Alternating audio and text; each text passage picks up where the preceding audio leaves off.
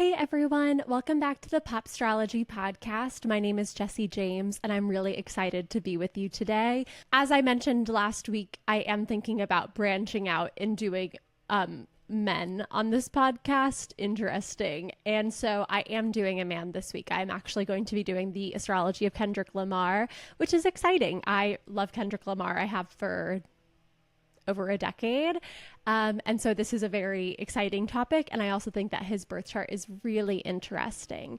I am not going to be as loud and boisterous as usual. I have been sick, just with a sore throat and a little bit of fatigue this week. And then yesterday I was cleaning my room, which really needed to be done.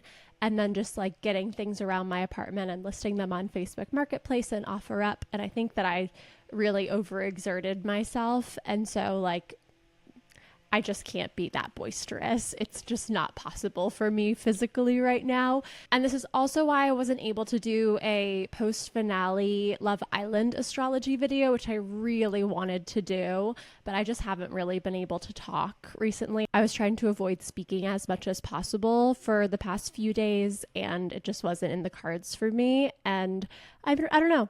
I might do an episode now that one, I know Huda's rising sign. She confirmed that she's a Cancer rising, so I can do that. And B, two, now that we all know that Huda is a guaranteed really bad person after her appearance on the Call Her Daddy podcast, throwing Shelley and Olandria under the bus, who are already experiencing so much hate and racism and just clearly not taking any accountability for her actions. She also hasn't seen her daughter yet. And it's just you would think, I don't know, me as a mother of two very beautiful cats, when I don't see my cats for 2 days, I race home to them. I need to be with them. And she was on Love Island for 6 weeks, 2 months with the hotel period, and then travels back to the US and doesn't feel the need to see her daughter immediately, prioritizes going on Call Her Daddy over seeing her child.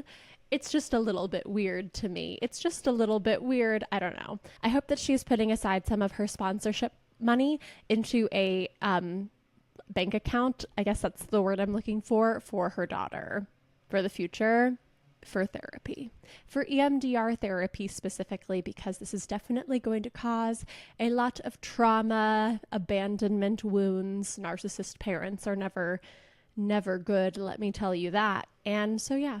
Not too much has gone on this week. I am really enjoying watching the MAGA meltdown implosion over the Epstein files. I've had a box of popcorn gathering dust in my pantry for months now, and I'm finally ready to break it out. And then the other thing that's been happening is that Taylor Nation started yesterday posting a countdown of her stolen album. So yesterday on Friday, July 18th, they posted Welcome Home self-titled. And then this morning on Saturday, July 19th, they posted Welcome Home Fearless. So tomorrow, July 20th, on Sunday, the day this is coming out, they will be posting Welcome Home Speak Now, if they continue with the pattern. You never know with Taylor. But then Monday will be Welcome Home Red. Tuesday will be Welcome Home 1989. And then Wednesday will be Welcome Home Reputation. And then Thursday, I don't know, is it going to be Welcome Home, the Lost Seventh Album Karma? And Thursday is a great day, to release an album at midnight. Meet me at midnight, TS12. I don't know. But I actually did learn this past week about zodiacal releasing. I've known of zodiacal releasing for a while, but I never really felt like it was the right time for me to learn about it. And I know that learning about it usually causes people some sort of existential crisis because of how accurate it is. And fortunately, I already believed in fate. So the fact that it accurately predicted the exact day of my endometriosis surgery, I was like, oh yeah, that makes sense. That tracks. But it has sent me down a rabbit hole memory lane of looking at old pictures and trying to figure out what each of these periods and eras are. And that has done a lot for me. I think mostly in a positive, actually, I know mostly in a positive way. And it's given me a lot of insight into why was I ever dating a man that ugly for 3 years? a great question for a lot of women. A lot of women are asking themselves, why would I ever date a man that ugly? Why would I let a man that ugly be mean to me and not break up with him? And the answer is patriarchy, I fear. Compet, patriarchy, being taught to pedestalize men and value their validation over basically anything else. And I would really like to move on from that as a society. I think it's time. I think that the wheels have been set in motion. I am specifically getting a little bit upset recently because people are saying, oh yeah, karma is going to be orange because orange is a combination of the chief's colors, red and yellow. And it's like, girl, you don't even know the lore. Like, karma has been orange since 2015. Karma has always been orange. It completes the rainbow of her first other 5 albums. It's the missing color. 1. B, the color orange, which is not a chief's color, by the way. It's a blend of the chief's colors, which are red and gold. Orange is not owned by Travis Kelce. Like, why would you look at the color orange and be like, this is obviously related to Travis? I just don't really understand that. Orange is a color. It's existed long before patriarchy. Hello? I don't know. I just feel like collectively as a society, women have, been under the boot of patriarchy for so long. And I really do live in an echo chamber of lesbians and misandrists, which is exactly how I like to live because I am both of those things. But it's hard for me when I realize sometimes that there are still very many men-centered women, and I don't like it. I just don't like it one bit. I just think that we should all, as a society, understand that men aren't the prize. A man isn't a reward, and that's what someone is telling me. They're like, I know that karma has been orange for years and that Travis did not invent the color orange, but Travis is her karma for all of her hard work and all the bad things that she's been through. She finally got through it and she got him. A man is not a reward. A man is not a prize. Maybe he's her karma in a bad way. Just like all of the abuse of the industry, and you think her prize is like a football player who most likely has CTE. Not his fault. Football is bad. CTE is bad. And the cover-up job of the generation by the NFL, more than the generation of the century. Like, it's not his fault, but he does have CTE.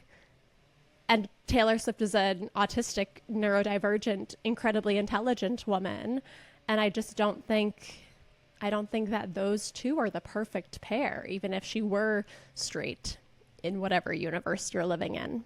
I hate recording on Saturdays because the gardeners are here, and my little autistic brain simply cannot handle the noise of all of the various implements. Okay, I have a very, very strong years-long vendetta about leaf blowers, which are actually illegal in most of California / Los Angeles, and also lawnmowers and weed whackers. I just don't really think that these things are necessary. I would like to live in a world where I can prance around in the tall grass and where we let our grasses and our plants grow tall because there is no reason other than aesthetics to cut them all the time.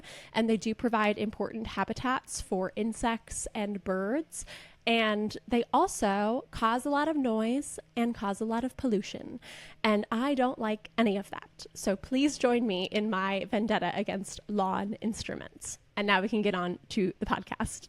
So Kendrick Lamar Duckworth was born on June 17th, 1987 in Compton, California. His parents are both from the south side of Chicago, and they relocated to Compton when they were teenagers in 1984 because of his dad's gang affiliation. His father is Kenneth Kenny Duckworth and is a former gang hustler, and his mom is a hairdresser named Paula Oliver. He's the oldest child and has 2 younger brothers and a younger sister. And he was named after singer-songwriter Eddie Kendricks of The Temptations. Growing up, Kendrick was a loner. He was a very smart kid, but had a stutter. Apparently, he didn't like to spend a lot of time around other kids. This is very highly reflective of his astrology, which we'll obviously talk about shortly. His parents even went so far as to nickname him Man Man because he seemed so mature for his age. And he has said that this like really hurt him and harmed his development because he would like hurt himself and then be expected not to cry because he was expected to be so mature. And this man has several Cancer placements and a Pisces moon. Like, he is built to be a crier. And so being prevented from crying because he was so mature and simply because of like the toxic masculinity and like being a man culture was very harmful to him growing up. His family experienced a lot of hardships growing up. They lived in Section 8 housing, they were on welfare and food stamps, and they experienced periods of homelessness. But despite this, Kendrick recalls having really good memories of his childhood, especially of sneaking into his parents' house parties, which sparked his love for hip-hop music. Like, can someone tell them it's not that serious? They come every single week. And like, plants just simply don't grow that fast. I don't know. It's obviously the property management company of the building that I live in that contracts them to come this often.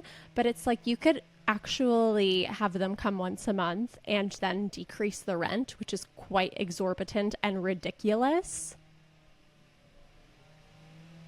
But no. You know what's fucked is that our like communal washers and dryers already cost $2 per load for the washer only, which is like exorbitant and ridiculous. And one of the washers broke. There's 2 washers and 2 dryers, and one of the washing machines broke, and so they had it replaced, but they replaced it with a machine that costs $2.25. Like, why are you replacing the laundry, something we need, with something that costs even more money, while you're also charging exorbitant rent prices and making us pay the water bill? I've never had to pay for water anywhere I lived. It's just highway robbery. Just tell the gardeners to come less often. It feels like I'm the only person with sense around here, and that's on being neurodivergent. Kendrick was raised secular, but occasionally attended church services, Christian church services with his grandma.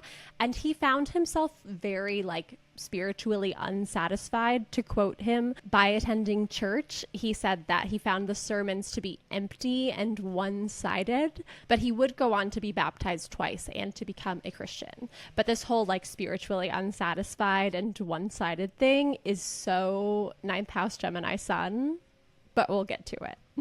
He was 5 years old in 1992 during the LA riots, which was the first time that he was introduced to police brutality.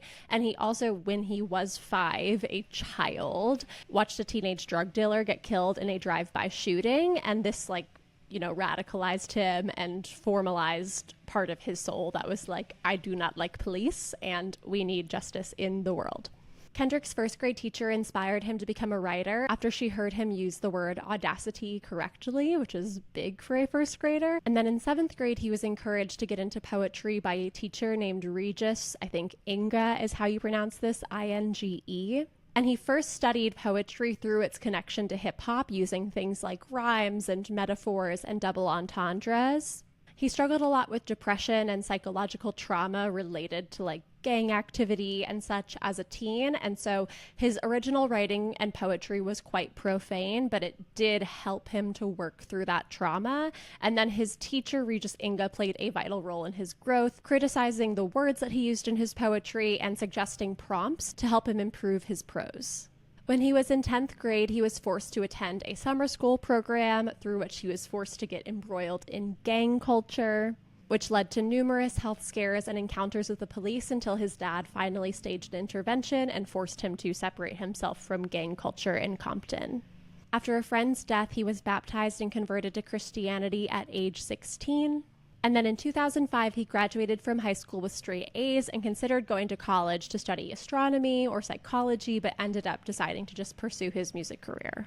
In high school, he had adopted the stage name K-Dot, which is how many people still refer to him, and started like freestyling and battle rapping in like the cafeteria and at school. And he attracted the attention of another student named Dave Free. And him and Dave started recording music together. Dave was his hype man, and Dave's older brother was his manager and his DJ. He started performing in like quote unquote super hood comedy clubs behind tattoo parlors. And then he released his first mixtape in April 2003. Dave Free was working as a computer repair technician and was repairing the computer of record producer Anthony Top Dog Tiffith. And while he was repairing his computer, he played the mixtape for this record producer. And the record producer was impressed by the mixtape and encouraged Kendrick to audition for his new record label, Top Dog Entertainment, or TDE. And during his audition, he freestyle rapped for them for 2 straight hours, which really bewildered Top Dog Tiffith. But they did offer him a recording contract in 2005. He was one of the first signings to the label, along with J-Rock, and when he signed, he also received a minority stake in Top Dog Entertainment for an undisclosed amount of money. And then in 2006, he signed an artist development contract with Def Jam Records and was featured on 2 singles by The Game. But then he had an encounter with president and CEO of Def Jam Records, Jay-Z, and he was let go from his contract. And he later described this as one of those situations where he just wasn't ready. In 2009, after he went on tour with The Game as a hype man for J-Rock, he decided to retire the name K-Dot because he felt like it really distracted from his personal identity, which also really shows up in his astrology. And so he decided to use his first and middle name, Kendrick Lamar, as his stage name. And he regards this name change as very important in his career growth. He had put out a mixtape called C4, which was a tribute project to Lil Wayne's The Carter 3, which received a lot of criticism. And so he released a self-titled EP in 2009, which was described as the first standout project of his career and also helped him restore his reputation after all of the criticism he had gotten for C4. He was then featured on XXL's freshman class list in 2011 and then released his first studio album, Section 80, on July 2nd, 2011, which peaked at 113 on the Billboard Hot 200. He toured at small venues and college campuses across the U.S. to do promo, and then during a performance in West L.A., Snoop Dogg, Dr. Dre, and The Fame dubbed him the quote-unquote new king of the West Coast. In 2012, he signed with Interscope Records and then released his first studio album under a major record label, Good Kid, Mad City, which included the lead single Swimming Pools Drank, which obviously became a global sensation, and also included Backseat Freestyle, Poetic Justice, and Bitch Don't Kill My Vibe. Good Kid, Mad City surpassed 2002's The Eminem Show to become the longest charting hip-hop studio album on the Billboard Hot 200, spending over 10 consecutive years on the Hot 200 as of October 2022. In 2012 and 2013, he spent a lot of time touring. He was on A$AP Rocky's song Fucking Problems with Drake and 2 Chainz, which was top 10 in the US, and he opened for Kanye on his tour, even though he was advised not to do this. During this time, he learned that 3 of his close friends had died, and so he struggled a lot with depression and survivor's guilt, and he ended up having a nervous breakdown near the end of the Yeezy tour. And his second baptism was near the start of the Yeezy tour. In 2013, he recorded the song Control with Big Sean and Jay Electronica, which kicked off his decade-long feud with Drake, which obviously has garnered him a lot of media attention in the past couple of years. In 2013, he was named Rapper of the Year by GQ, but then in 2014, he was snubbed at the Grammys. Despite having 7 nominations, he didn't win any of the awards. And then Macklemore, who had won Best New Artist and Best Rap Album, even texted him to apologize for winning over him. In the first half of 2014, Kendrick opened for Eminem's Rapture tour, and then he released his 3rd studio album, To Pimp a Butterfly, in March 2015. I did a whole big college project on To Pimp a Butterfly because I was partnered with this guy who I had a huge crush on, who was obsessed with Kendrick Lamar, and this actually kicked off my personal interest in Kendrick Lamar, so I am grateful for this experience, even though it was very stupid of me to have a crush on a guy 2 years younger than me when I was a second semester senior. That was very strange. And once again, being a male-centered woman causes you to do some very strange things. His album To Pimp a Butterfly incorporated elements of jazz, funk, and soul, and he worked with producers Soundwave, Pharrell, Terrace Martin, and Thundercat. This became his first #1 album on the Billboard Hot 200, and it also was a very conscious album. He considers himself a conscious rapper. He was inspired by 50 Cent saying, "Of course, I'm a conscious rapper because I have a conscience," and then adopted that as his own personal philosophy. He also has a 9th house Gemini Sun. Once again, I say this every single episode, but everything in his life I see reflected in his birth chart, and that is just how astrology works, I suppose. But in 2015, we were in the midst of rampant police brutality in the United States, and it really did force critics to think deeply about the purpose and the meaning of music, which was very much welcomed. And then, of course, racial tensions got worse, and we elected Donald Trump, but, we'll get there someday, I hope. In April 2015, he got engaged to his fiancée, Whitney Alford, who he had been dating since high school, and he also had his first #1 single on the remix of Taylor Swift's Bad Blood, which won Music Video of the Year and Best Collaboration at the VMAs. At the 2016 Grammys, he earned 11 nominations, which is the most nominations a rapper has ever earned at 1 Grammys, and he won 5 awards, leading the winners of awards for the night. So it was very huge Grammys for Kendrick and for rap in general. He then released his 4th studio album, Damn, in April 2017, which went on to become like his biggest success. The lead single was Humble, which debuted at #2 on the Billboard Hot 200. And Damn in general was the 7th best-selling album of 2017. It spent 4 non-consecutive weeks at #1 on the Billboard Hot 200, and all of the album's 14 songs debuted on the Billboard Hot 100. By June 2018, Damn became the first album by a rapper or solo artist to have every song be certified gold or higher. And the Damn Tour, which was his first headlining arena tour, ran from July 2017 to July 2018 and became one of the highest grossing hip-hop tours in history. And then Damn won the Pulitzer Prize for Music in April 2018, which was so crazy because it was the first time a body of work that was outside of the classical or jazz genres had ever won the Pulitzer Prize for Music, just like completely history making, like this man is a god. On July 26, 2019, him and his fiancée welcomed their first child into the world, a girl, a Leo girl. And then fast forwarding a couple of years, on May 13th, 2022, he released his 5th studio album, Mr. Morale and the Big Steppers. Every song from this album also charted on the Billboard Hot 100, and it became his 4th consecutive #1 album and the first hip-hop album of 2022 to reach 1 billion streams on Spotify. The Big Steppers tour ran from July 2022 to March 2024 and became the highest grossing rap tour in history, and he used the cover art for this album to announce the birth of his 2nd child, who was a boy, in 2022. And then he had a surprise appearance on Future and Metro Boomin's track Like That, which spent 3 consecutive weeks at #1 and re-escalated his Drake feud. And then from April to May 2024, he issued 4 Drake-related diss tracks: Euphoria, 616 in LA, Meet the Grams, and of course Not Like Us. And Not Like Us would go on to win 5 awards at the 2025 Grammys and cause a room full of the most powerful people in the music industries to call Drake a pedophile, which was honestly quite amazing. I loved the Grammys this year.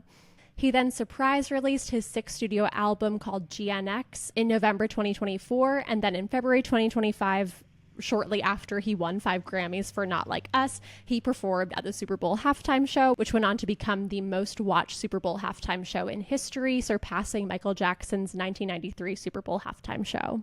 Which is so interesting because I was watching Kendrick interviews to prepare for this podcast episode, and he specifically was like, I do not want to beat Michael Jackson's records. Like, I don't think that I deserve that. And he went on to beat Michael Jackson's record. This halftime show was also very controversial. I know there was like a lot of influencers being like, I didn't like it, mostly because there were no white people on the field. Obviously, he performed right in front of Donald Trump, and Samuel L. Jackson was there, and Serena Williams was there, and SZA was there, and it was just a great celebration of Black excellence. And personally, I thought it was phenomenal. And anyone who didn't think it was phenomenal probably has a racism problem. In his personal life, Kendrick is a teetotaler. He does not partake in alcohol or drugs. He says that he tried weed once, but the blunt was laced with PCP, and he never touched drugs ever again. And he lists his major influence as Tupac, saying that he is the offspring of Tupac's artistry and his socio-political views. And then he also cites as influences Biggie's Life After Death, DMX's It's Dark and Hell is Hot, Mos Def, Snoop Dogg, Eazy-E, 50 Cent, Eminem, Marvin Gaye, the Isley Brothers, Michael Jackson, Teddy Pendergrass, Sade, and Anita Baker. And that's an overview of Kendrick's history. So now we can dive into his astrology. Here is his birth chart. It looks a little different from what I usually use because I just got a new astrology software called Astro Gold, which I'm obsessed with. I spent like 4 hours being like, oh, this is useless. This is such a waste of money. And then the rest of last week being like, I love this more than I've ever loved anything in my life. And I am excited because it allows you to make like a database of birth charts. So I was going and copying in birth chart data from the like Excel spreadsheet that I currently maintain into this program. And as I was doing it, taking notes of which celebrities had really interesting birth charts. And I am very excited to bring you some cool episodes coming up because I've gotten this chance to revisit all of these birth charts and see which ones are most interesting. As a teaser, I am planning to do, I think, One Direction and like all of their members' birth charts and how they interact and evolved over their music career in the next episode. So if you're a 1D fan or if you know any 1D fans, that's going to be an episode that you're not going to want to miss. So Kendrick Lamar is a Gemini Sun, a Pisces Moon, and a Libra rising. As I mentioned, he was born on June 17th, 1987 at 3:04 p.m. And as I also mentioned, his astrology just is him. Like every single thing I was like, yeah, this checks out. Starting with having a 9th house Gemini Sun. A Gemini Sun, as most people know, actually, I'm not quite sure. A lot of people might think that Geminis are inherently evil. And I don't think that's true. But Geminis can be a little bit duplicitous, but that's just one facet of their personality. Geminis just love to learn. They love getting information. They want to learn everything. Like there's nothing in this world that they don't want to learn. And in the 9th house, which is all about travel and higher education and spirituality and belief systems, like these people want to learn about every single belief. And so that thing about him being spiritually unsatisfied by one-sided Christianity is so 9th house Gemini Sun. It's like, okay, so you guys like read this book, the Bible, that a bunch of guys like wrote together and we're like, hey guys, we found this book and it's totally real.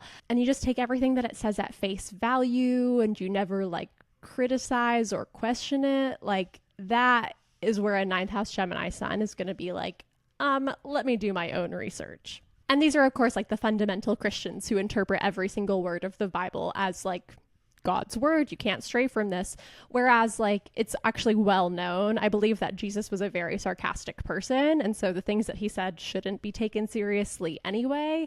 But also like the Bible is like mythology. It's stories that have symbolism. Like they are not, all the people in there were like 900 years old. Like these, no, they're not, they weren't real. But the stories are real. And that's where you can gain value. And you can use Christianity as like a moral code to be a good person, not to like excuse homophobia. So a 9th house Gemini Sun is someone who is an adventurer. They have a love for learning.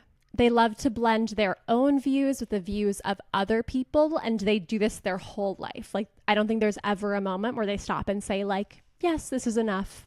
I have developed my views enough. Like they are constantly gaining new information and constantly letting that impact the way that they see the world. And this also shows up through the ways that Kendrick is influenced by so many people, the way he works with so many different producers, and the way that he incorporates so many different genres of music into his artistry. It's very much like I want to draw inspiration from everything, and I am never going to be like, okay, I have my style and that's it. Like he is ever evolving and ever changing. These are people who are able to see like the big and complex picture while remaining grounded and tend to just have a very good sense of perspective overall. They value communication very highly and they are good with words. And I mean, Kendrick was the first non-classical or jazz musician to win the Pulitzer Prize for music. Like, yes, absolutely. Especially in the 9th house, a Gemini Sun loves to learn and share knowledge and travel and seek new experiences and explore beyond the usual, beyond social norms, beyond the status quo. And specifically because of the 9th house, this means learning things about foreign lands and foreign cultures and different belief systems and people who come from places that are different from the place that they come from. He also has Venus, his chart ruler, because it's the ruler of Libra, in his ninth house. And this has a lot of very similar significations. And a Gemini Venus in general is the person that everyone hates to love. Like, they're just really charming people. They're magnetic. They have an amazing ability to have conversations and banter, and they're very smart. But being a Gemini, they have commitment issues. They're not ready to settle down with the first person they meet. Hey guys, this is Jessie editing in post. I don't really know what I was saying at this point. This is why I don't record when I am sick. I am having a better time breathing today, if anyone was wondering, but Kendrick is with his high school sweetheart, Whitney Alford. She is his long-term partner and fiance, and he has admitted to cheating on her, which is a very Gemini Venus thing to do. I otherwise would be quite skeptical of a Gemini Venus still being with their high school sweetheart. That's not really their vibe. But on Mother I Sober, on Mr. Morale and the Big Steppers, Kendrick says, intoxicated, there's a lustful nature that I failed to mention, insecurities that I project, sleeping with other women, Whitney's hurt, the pure soul I know. I found her in the kitchen, asking God, where did I lose myself and can it be forgiven? And then on the track Worldwide Steppers, he says, next time I fucked a white bitch was out in Copenhagen, Good Kid Mad City Tour, I flourished on them stages. Whitney asked, did I have a problem? I said I might be racist. So he's admitted to cheating on his fiancée, Whitney Alford, and she has also encouraged him to go to therapy for his sex addiction. So he does not partake in drugs, but he does partake in sex stuff, or did in the past. But I've also spent enough time studying celebrity culture and blind items and just knowing that people who Taylor Swift works with tend to be involved in her schemes in some way. And so while it's highly possible that Kendrick and Whitney are high school sweethearts and they had a rough patch because he cheated and they are devastatingly in love and love their two children, it is just as possible, in my opinion, that they are a cover, because celebrities often don't like to put their personal life on the record in its truest form. And it's really easy to have a relationship and then manufacture some drama, talk about cheating and stuff, and then let people think that they now know the whole story while you're doing something else behind the scenes. So just because it's a celebrity, I don't know if this is a real relationship, and I want to challenge you to not accept the narratives that you're given when it comes to famous people. Because it's so easy for PR or the internet or a media outlet to be like, so-and-so is in a relationship with so-and-so. And everyone is like, oh my God, yes, this must be true because it's what I'm being told. And you should never really take anything at face value or just believe what you're told, honestly. I also think that his involvement with Taylor Swift and Jack Antonoff, who produced GNX, and just the new romantics movement in general, indicates to me that there's something bigger going on. But I think that that will be revealed in the next couple of years if it is true. So that's my first prediction of this podcast. Keep it in the back of your mind, and then in 2027, let's talk again. Because his Venus is in the ninth house, it's very important to him to be able to take international trips with his partner.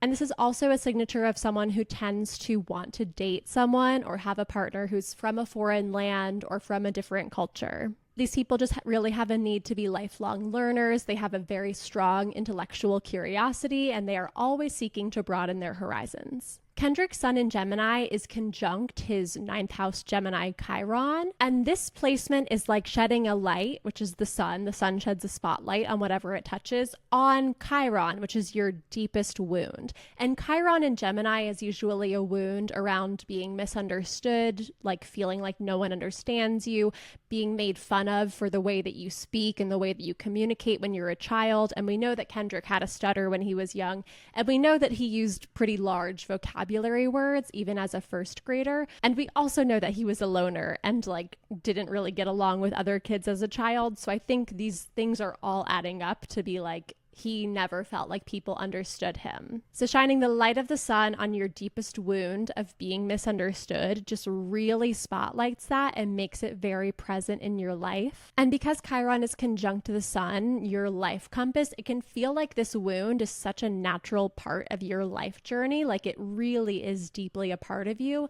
and something that needed to happen for you to pursue the life path that you are pursuing. And also a deep wound related to who you truly are. So it can inspire a lack of self-confidence because you're people don't like me, because of who I am. People misunderstand me because I am the way that I am, and how can I get them to understand me while still being true to myself? And obviously Kendrick has found a way to do that. He's achieved massive success, but it indicates that this was a really strong struggle for him. Like, it was not easy to get to the place where he is, and I'm very impressed by his tenacity and his discipline and the way that he has failed in the past, but not seen it as a failure, seen it as just another step and an opportunity to grow, which I think is a lesson that, I am personally trying to work on implementing, and that everyone would do well to implement in their life. I think it is a very Sagittarian and ninth house thing to be like, there is no such thing as failure, there is only learning, but it's true ultimately. And then his ninth house Gemini Venus makes a sextile to his north node in seventh house Aries. And Venus sextiling the north node and therefore making a trine to the south node indicates that these people have the opportunity to use relationships in this lifetime to help achieve their destiny. The north node is your destiny, your soul's destiny. And so a sextile is a supportive aspect, but it's not the easiest aspect. So this suggests to me that relationships will come into his life that are very beneficial, that he can use to achieve his destiny and his goals. But he needs to work towards that. He needs to enter into these relationships and work on deepening that connection and work on overcoming the Gemini Venus instinct to develop as many relationships as possible, but work with these people and understand the lessons that come from these relationships and understand how those can bring him closer to his goals. And these life lessons can relate to Venus topics like charm and persuasion and romance and self-love and materialism. And because this is so karmic and destiny focused, being the nodal axis, this indicates to me that he might have used some of these Venus principles in a wrong or sort of unjust or unfair way in a past life. And so in this life, he's being called to learn how to use them in a positive way and a fulfilling way, and a way that doesn't cause harm to come to anyone else, to understand Venus at a higher level and not the base instincts of Venus, which is lust and materialism. The next placement I want to cover is his sixth house Pisces Moon. And a Pisces Moon is such a little sweetheart. It's someone who is so compassionate and just wants to help other people, but has a really hard time setting boundaries. Pisces is the natural sign of the 12th house, which is where we transcend our human form and merge with the universe. And so Pisces constantly struggle with not knowing where they end and where someone else begins. And in your moon, which is your deepest, where you come from, your roots, your soul, what makes you feel safe and supported and nurtured, at his very core, he is Pisces. At his very core, he has a really hard time setting boundaries. And this might have led to a lot of his nervous breakdown at the end of the Yeezy tour. The people that he worked with encouraged him to not do the Yeezy tour, and I'm not quite sure why that was. I think part of it might have had to do with just the fact that he was taking on too much and putting himself under so much stress, especially at a time when some of his friends had recently died. And I think that he just had a really hard time saying no to someone, especially as a new rapper, saying no to Kanye during the Yeezy era.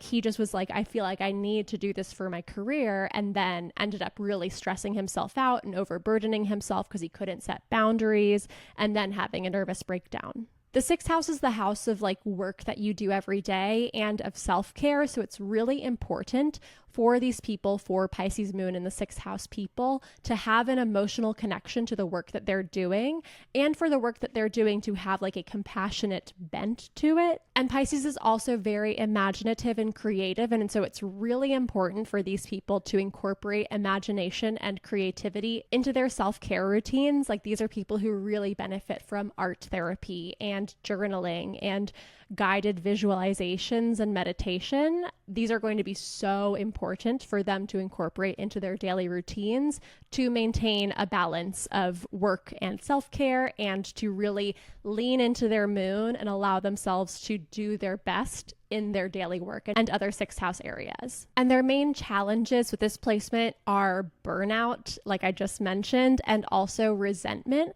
because when you don't set boundaries with other people and you prioritize other people's needs above your own, this leads you to develop resentment because you don't feel like you can say no, but you don't want to say yes. And every time you say yes, when you want to say no, you build a little bit more resentment towards the person that you're saying yes to, which they don't even necessarily deserve. Like, they probably are completely fine with you saying no.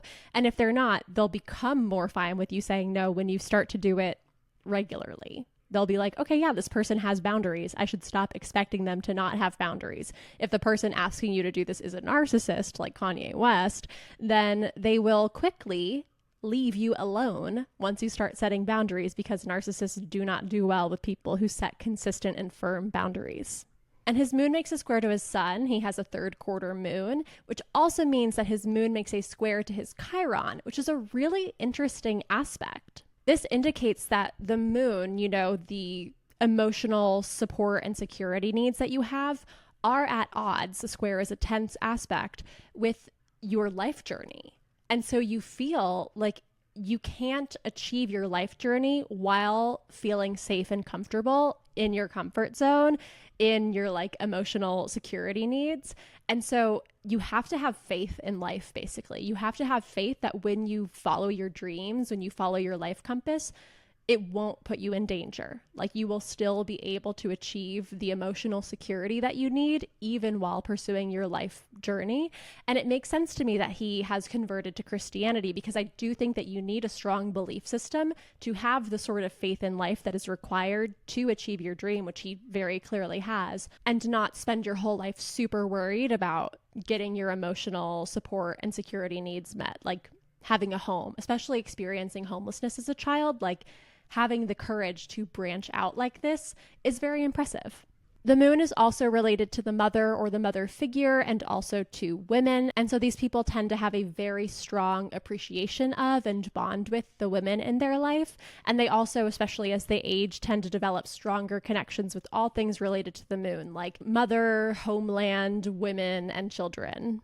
He's a Libra rising, and I actually, preparing for this, was making a Libra rising survival guide, which is a resource that I make for every rising sign for my clients to send to them as a supplement to their reading, which, plug, if you want to book a reading with me, you can do so at popstrategypod.com/readings. But everyone thinks that Libra risings are just these harmonious people who always want to keep the peace, and they're people pleasers, which is true, and they always want everyone to be happy. But this isn't necessarily 100% true, because these people have Aries on the 7th house, which is the house of one-on-one relationships, and Aries are not peacekeepers. It's the opposite sign of Libra. So the thing that a lot of people tend to ignore about Libras is that they actually do like to stir up some trouble, because they need to have something to resolve. They can't keep the peace if the peace is already being kept. They need to have some sort of role in that process. So the Aries on the descendant means that he does like to stir up some shit, which we obviously saw with the Drake feud. He has Jupiter conjunct his descendant, which Taylor Swift also has. It's a signature of someone who really needs to be seen as knowledgeable and generous, and therefore someone who does love to give advice. It also indicates Jupiter is all about higher knowledge. And so it indicates that someone very important to you is going to be a teacher figure, which obviously is true. His teacher, Regis Inga, is the one who introduced him to poetry in 7th grade. And it also suggests a deep need for an intellectual bond with your romantic partner, which is also represented by a Gemini Venus in the 9th house. All of these really fit together like perfect puzzle pieces. And it can also indicate that these people seek meaning through their relationships. They can project the image of God onto their partner or expect to be treated like God themselves.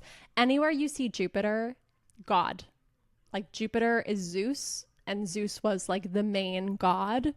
Jupiter, God. His rising in Libra makes a trine to his sun in Gemini, which indicates that he's a very magnetic, popular, charming person who makes friends really easily. He has an authority to his presence without being egotistical or strict or forcing that authority. It's just very natural to him. This is someone who enjoys performing and being in the spotlight, and obviously that is true. But the downside to this placement is because the trine is like the easiest and most supportive aspect you can have. Your ascendant is how you present to the world. Your sun is your life journey. These people can like coast through life. These things come really easily to them. It's very easy for them to integrate their life journey with how they present to other people. And so they can have an easy time in life and just not achieve that much. Obviously, Kendrick has not done this. He has worked really, really, really hard to get to where he is. But if you are someone that you know and love has a sun trine ascendant placement, then this is a concern that you might have to deal with.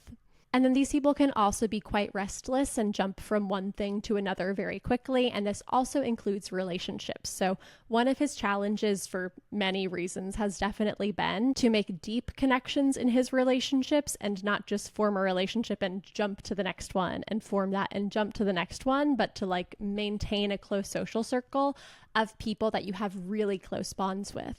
And then his rising in Libra also makes a sextile to his third house Uranus in Sagittarius. People who have Uranus sextile their ascendant just naturally come off as a little bit different, odd, eccentric, unconventional. This very closely ties to Kendrick's upbringing as a shy loner who excelled academically because these people are also incredibly smart. They likely go through different phases in their life where they try out different looks and different identities. And this is reflected in Kendrick, using the stage name K-Dot and then later deciding that he thinks that this detracts too much from his own personal identity and changing his stage name, and especially him highlighting that he thinks that is a really formative point in his career was when he switched stage names. That just gives so much like ascendant Uranus to me.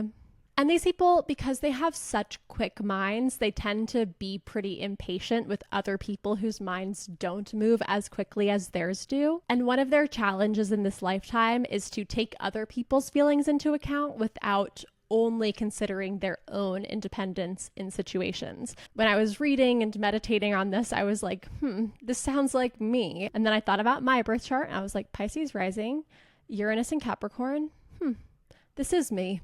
And then Uranus in the third house is also so very Kendrick Lamar. These are very smart people who have strong critical thinking skills and a wide range of interests. They refuse to conform. They're free thinkers who refuse to just accept that something is true because someone else says it's true. They are always like, I'll be the judge of that. And then digging into the beliefs that they're told to have or the social norms that we have as a society, and then forming their own conclusions based on their own investigations of those things. They can run into trouble though, like getting along with schoolmates and siblings. The third house is about sibling relationships and it's also about primary school. So this very well aligns with Kendrick, like being a loner and like feeling misunderstood in school. And his Gemini Chiron, like feeling like other people just don't understand him.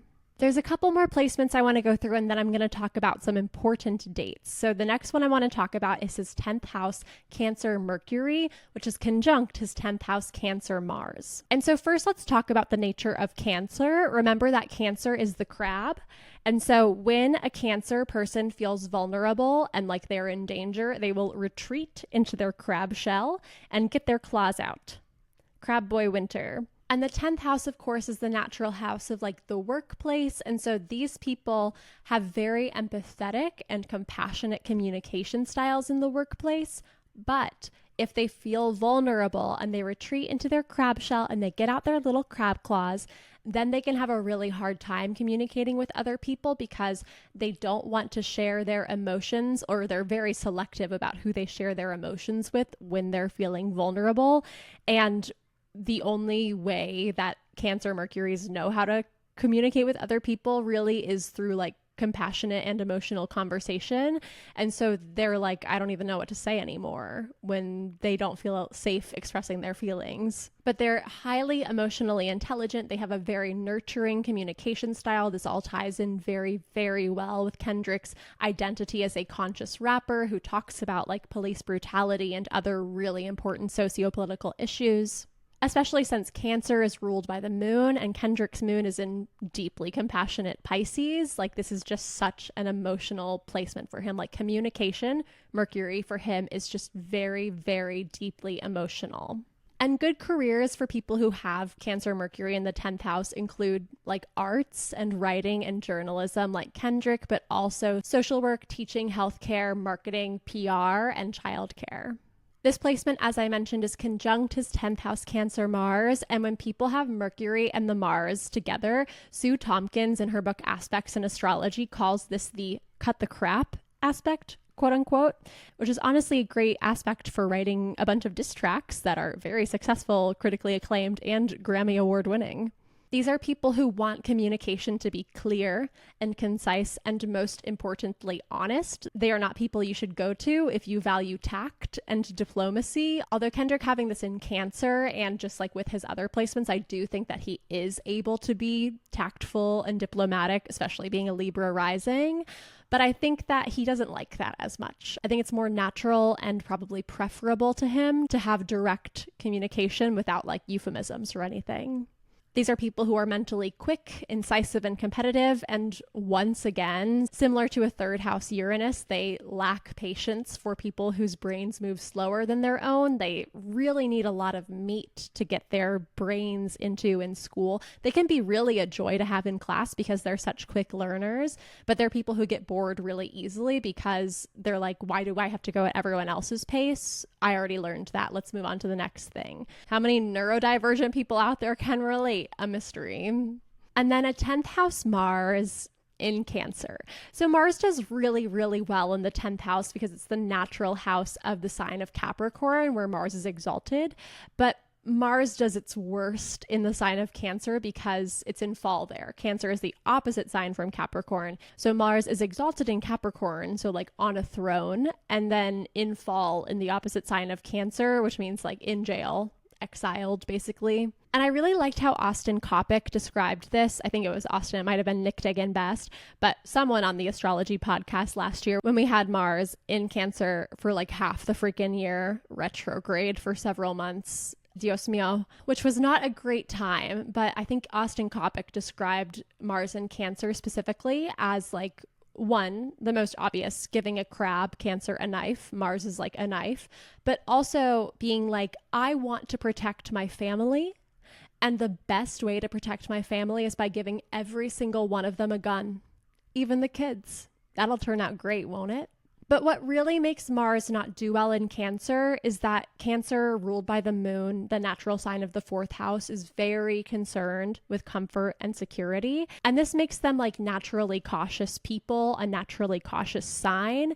And so Mars, which is the principle, the masculine principle of action and drive, has a hard time being assertive when they're very cautious. So this naturally limits the scope and their ability to take actions to get to what they want. And Mars in the 10th house does well because the 10th house is so goal focused. Like they're very good at setting goals and using the drive of Mars to get there. And they are able to achieve their goals very easily because they keep the outcome of the goal in mind while they're working, and they have a really strong picture of what they're working toward. But when Mars has to work through like a very murky water sign like Cancer, Mars rules Scorpio, which is a water sign, but that's fixed.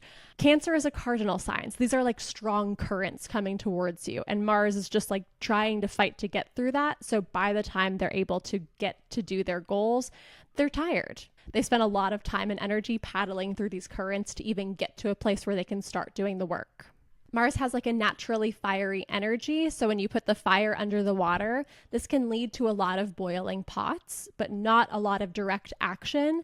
But the boiling pots are very good for writing Grammy Award-winning diss tracks.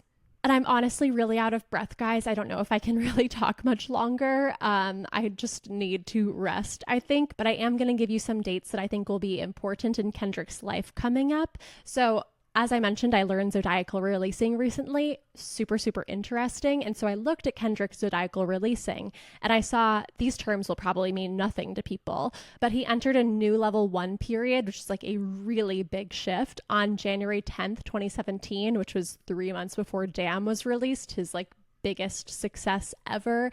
And so that was like a huge new period in his life, a new era in his life. He had never entered a new level 1 era before. They last many, many years. It was from 1987 to 2017, so like 30 years in his first level 1 period, and then he entered the second one, and then like immediately released his most critically acclaimed album ever. And all this is to say that astrology is freaky and it is real. On August 9th, 2026, he is going to have a level 3 loosing of the bond, which is also another big transition, but not as big as this level 1 new period transition. And he is going to experience his second level 1 transition period on November 8th, 2028. And this is a peak period, which he's never even had before. So I think beginning in November 2028, we are going to see a big change for Kendrick. And we might see that, or like he might see that. You know, this might be in his personal life, something that he doesn't like to share with the world, but something big is going to change in his life around November 2028. And then on October 29th, 2029, his progressed Venus is going to enter the sign of Leo. You only get like 2 or 3 of those changes in your life. So this will probably be a new endeavor in the fields of Venus, which are like love and romance and harmony and pleasure and beauty, especially because Venus makes a sextile to his North Node. I think that this might help to get him closer to his destiny. And then the last one is on March 10th, 2032. Honestly, I should block us at 2030 because I am concerned about the future of the world. But on March 10th, 2032, you know, whatever is happening at that point in this lifetime, he's going to have another level 3 loosing of the bond, which should be another big transition for him. So once again, check back with this podcast episode in several years, and we'll see which of my predictions have come true. Anyway, I love you very much. I'm really hoping and praying, and probably will feel better by next week, or some wood I can knock on. And so I hope to have more for you then, specifically a very exciting, juicy, and probably long One Direction astrology episode. My name is Jessie James. I recently launched my own astrology business, and I'm now doing readings full time. So if you'd like to book a reading with me, you can do so at popstrologypod.com/readings, or you can go there directly at calendly.com/popstrology. Astrology is literally, truly, sincerely my life's passion. It's my greatest joy. And I love doing readings for people and just helping you better understand yourself and your life direction. And if you're going through a hard time, when's it going to end and what you should be focusing on at this time in your life. And so I really look forward to working with you more. You can also follow me on TikTok and Instagram at popstrologypod, and my personal Instagram at astrojessie_. And you can check out my website, popstrologypod.com. And obviously, I would love if you subscribe to my channel, if you liked and left a comment on this video, if you requested any celebrities that you would like to see in a future episode. And then if you ever just want to shoot me a message, you can email me at popstrology@proton.me. Anyway, I love you so much, and I will talk to you soon. Bye.